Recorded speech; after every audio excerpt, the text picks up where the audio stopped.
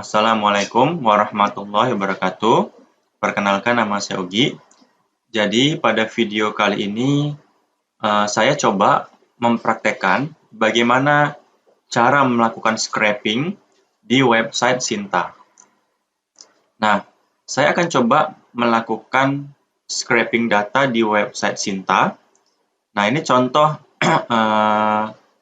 Sinta saya ya. Jadi ini contoh Sinta saya. Saya Pranogia Nagio ya. ID Sinta saya itu 6754002.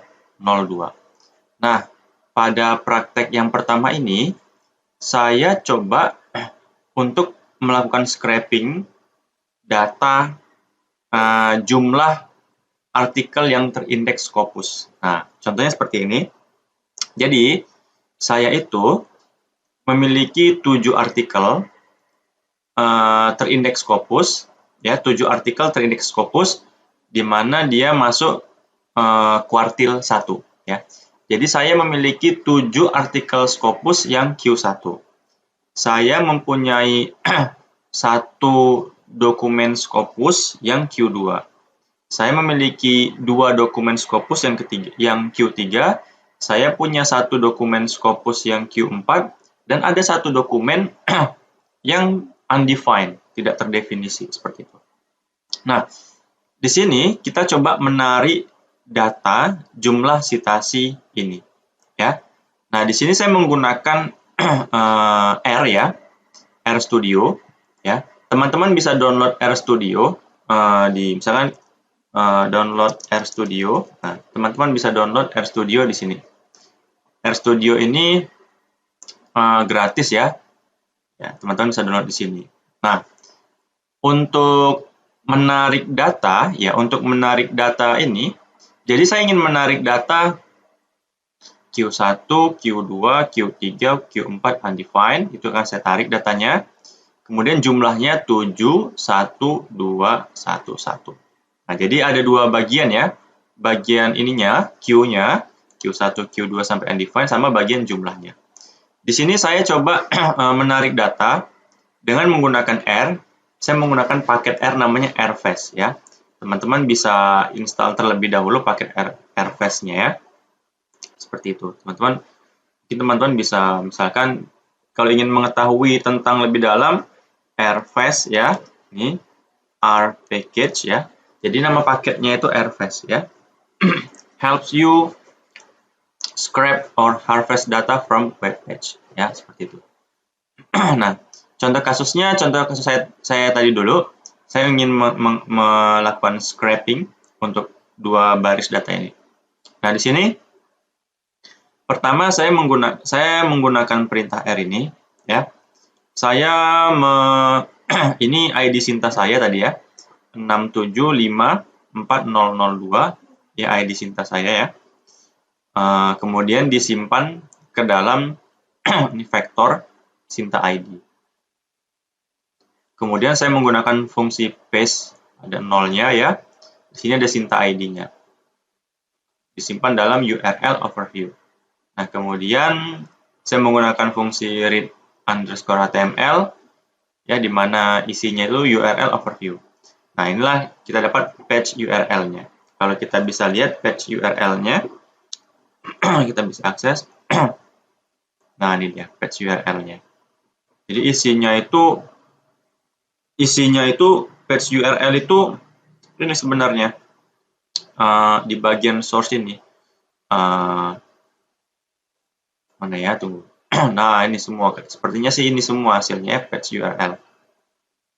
Ini kan, kalau kita lihat di sini tadi, ini kan ada HTML, head, dan seterusnya, ini masih ada sambungannya lagi, seperti itu. Nah, kemudian dari sini, saya coba menarik data jumlah artikel Scopus di Sinta. Nah, di sini ini kan page URL ada di sini ya. Kemudian selanjutnya ada HTML nodes. Nah, dari mana ini? Nah, itu kita melakukan inspect terlebih dahulu. Misalkan saya duplikat dulu punya saya. Ini, nah saya kan mau ngambil data ini nih, ini dulu ya. Nah, kita bisa view, kita bisa inspect. Nah, ini dia. Nah, ini ternyata dia itu ada di, nah di sini dia. Di bagian ini. Ini kan? Ini kan kalau kita sorot dia akan menyorot sini. Kita mau tersorot semuanya. Jadi kita arahkan dia di sini. Nah, klik kanan ya. Kemudian kita pilih copy selector. Kita copy selector ya. Kemudian nah ini body ini kalau kita hapus ya. Ini kan seperti ini. Itu isinya yang selektor tadi. Ini klik kanan, copy selektornya. Kemudian kita pindahkan Ctrl V. Nah, itu dia. Kemudian saya gunakan HTML node div. Kenapa div ya? Karena di sini isinya div. Ini ada Q1, Q2, Q3, Q4 undefined. Jadi dia akan ngambil div yang di sini. Kemudian baru kita gunakan fungsi HTML underscore text2. Maka kita eksekusi. Nah, kita sudah dapatkan vektor X. Isinya itu ada Q1, Q2, Q3, Q4 sama undefined. Nah, kita sudah mendapatkan data informasi Q1, Q2. Sekarang kita mau mengambil data jumlahnya. 7, 1, 2, 1, 1. Kita inspect lagi. Nah, kita jalan aja, kita sorot. Oh, ternyata dia masuk yang ke sini. Nah, ini kan? Ini kan masuk div. Berarti ini kita klik kanan, copy, kita pilih copy selector yang ini. Kemudian nah ini kita pindahkan di sini. Ini kita hapus. Tadi gimana? Sorry, ini WA-nya. Ini di sini tadi ya. Nah, ini kan klik kanan, copy selector ya. Kemudian kita pindahkan di sini. Nah, ini dia. Kemudian gunakan perintah HTML underscore nodes div. Kenapa div? Ya, karena di sini ada div ya. Kemudian akhiri dengan HTML underscore text2. Kemudian ini.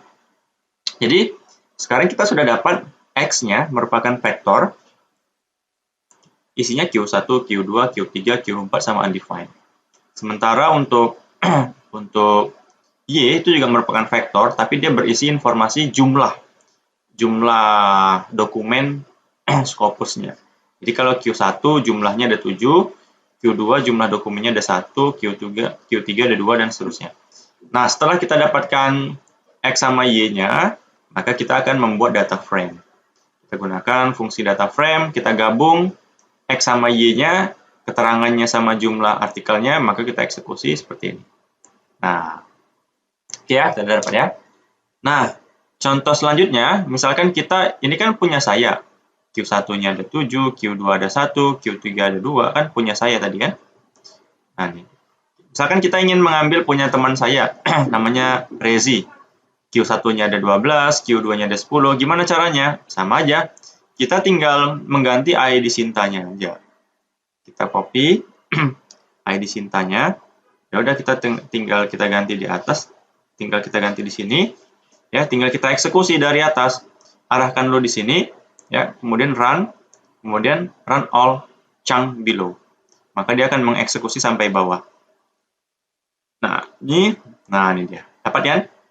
Nah, sekarang ini data punya kawan saya, si Rezi. Q1 ada 12, Q2 ada 10, Q3 ada 11, sama nggak? Sama, Q1 ada 12, Q2 ada 10. Dan ini setiap kali, misalkan tahun depan ya, kan setiap waktu kan nanti bisa aja berganti ya. Kalau dia ada publikasi ya, akan bertambah jadi 13 atau 14. Maka setiap kali di run, maka dia akan menyesuaikan halaman di sana. Itu menariknya. Seperti itu ya. Oke teman-teman, untuk tutorial video pertama cukup sampai sini dulu ya. Mungkin pada video selanjutnya kita coba menarik data untuk yang Google Scholar ya. Ini yang Scopus sudah, atau yang Sinta ya, atau yang ini. Itu dia. Oke teman-teman, semoga bermanfaat ya. Assalamualaikum warahmatullahi wabarakatuh.